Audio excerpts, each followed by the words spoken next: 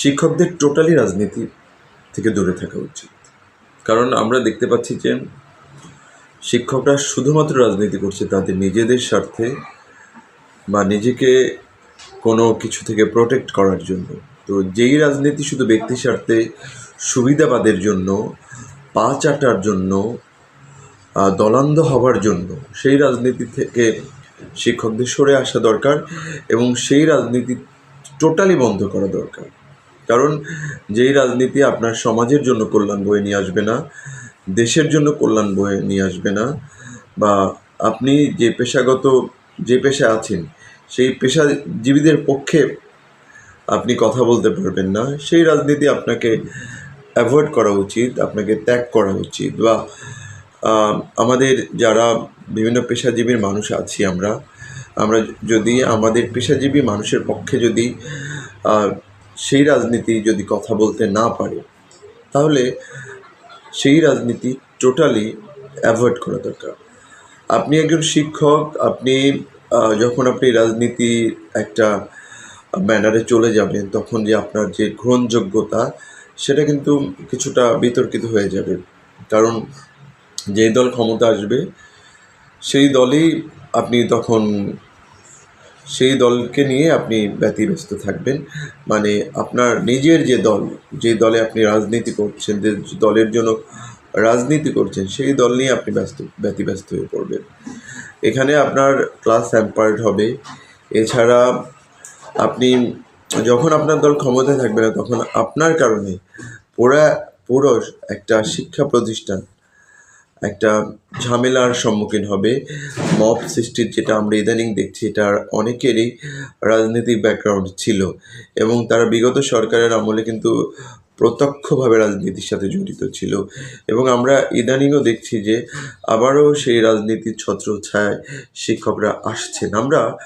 যে শিক্ষকরা অতীত থেকে কোনো শিক্ষা নিচ্ছেন না, যে অতীতে আপনারা রাজনীতি করার কারণে আমরা দেখেছি যে অন্তর্বর্তীকালীন সরকারের সময় প্রায় 3000 শিক্ষককে মব করে বের করে দেওয়া হয়েছে। তো এটা শুধুমাত্র একতরফাভাবে আমরা শিক্ষার্থী বা বিপরীত রাজনৈতিক দলের দোষটা আমরা দিতে পারি না। আমাদের যারা শিক্ষক আছে তারা রাজনীতিটাকে অতিরঞ্জিত করে ফেলেছেন এবং রাজনীতিটাকে তিনি রাজনৈতিক পর্যায়ে রাখেন নাই, রাজনীতিটাকে তিনি ব্যক্তিগত পর্যায়ে নিয়ে গেছেন, ব্যক্তিগত সুবিধার জন্য ব্যবহার করেছেন। তিনি সামগ্রিকভাবে চিন্তা করেন নাই, তিনি সমাজের জন্য চিন্তা করেন নাই, তিনি দেশের জন্য চিন্তা করেন নাই। তাহলে আজকে এই পরিণতিতে হতো না এবং আগামীতেও যে একটা এই পরিণতির সম্মুখীন হবেন না, এইটা আমরা কোনো ধরনের নিশ্চয়তা দিতে পারছি না।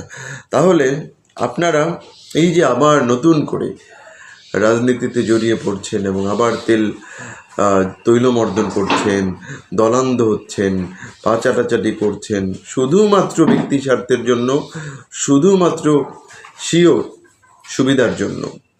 তো এই বিষয়গুলো আপনারা যদি অতীত থেকে শিক্ষা না নেন, ভবিষ্যতে আপনাদের অবস্থা কতটা শোচনীয় হতে পারে সেটাও কিন্তু আপনারা বুঝতে পারবেন না। কারণ অতীত থেকে যদি আমরা শিক্ষা না নিতে পারি এবং আমাদের জীবনে যদি অ্যাপ্লাই না করতে পারি, আমাদের নতুন প্রজন্ম, পরবর্তী প্রজন্ম আমাদের থেকে কি শিখবে?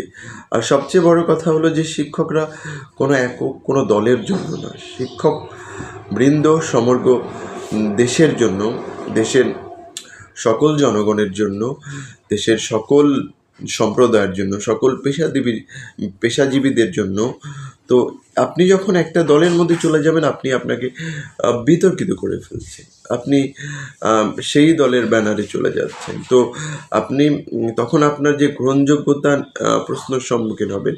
কারণ যখন আপনি একটা দলের হয়ে যাবেন, আমরা বাংলাদেশের রাজনীতিতে দেখি যে যেই দলের হয়ে যায় সেই দলের দলান্ধ হয়ে যায়, সেই দল ছাড়া সে কিছুই ভাবতে পারে না। সে তখন একটা যেটা গঠনমূলক সমালোচনাও তিনি সহ্য করতে পারেন না, মানে টোটালি তিনি দলান্ধ হন। এবং এখান থেকে আমরা দেখি যে দলান্ধ না হলেও উপর থেকে একটা চাপ থাকে, সে হয়তো দলীয় কোনো পদবিতে যেতে পারবে না বা তাকে দল থেকে বহিষ্কার করা হবে। তো এই যে ধরনের যে রাজনীতি শুধুমাত্র আপনার নিজের স্বার্থের জন্য করা হচ্ছে, যেই রাজনীতি সমাজকে চেঞ্জিংয়ের ক্ষেত্রে কোনো ধরনের অবদান রাখছে না, যেই রাজনীতি দেশের জন্য অবদান রাখছে না, যেই রাজনীতি আপনাকে ঝুঁকির মধ্যে ফেলে দিচ্ছে, যেই রাজনীতি আপনার শিক্ষা প্রতিষ্ঠানের পরিবেশ বিঘ্নিত করছে, সেই রাজনীতি করা আদৌ কি ঠিক কিনা সেটা আপনি আপনার বিবেকের কাছে প্রশ্ন রাখুন। ধন্যবাদ সবাইকে।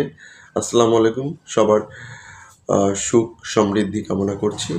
সবাই ভালো থাকবেন, সুন্দর থাকবেন। আল্লাহ।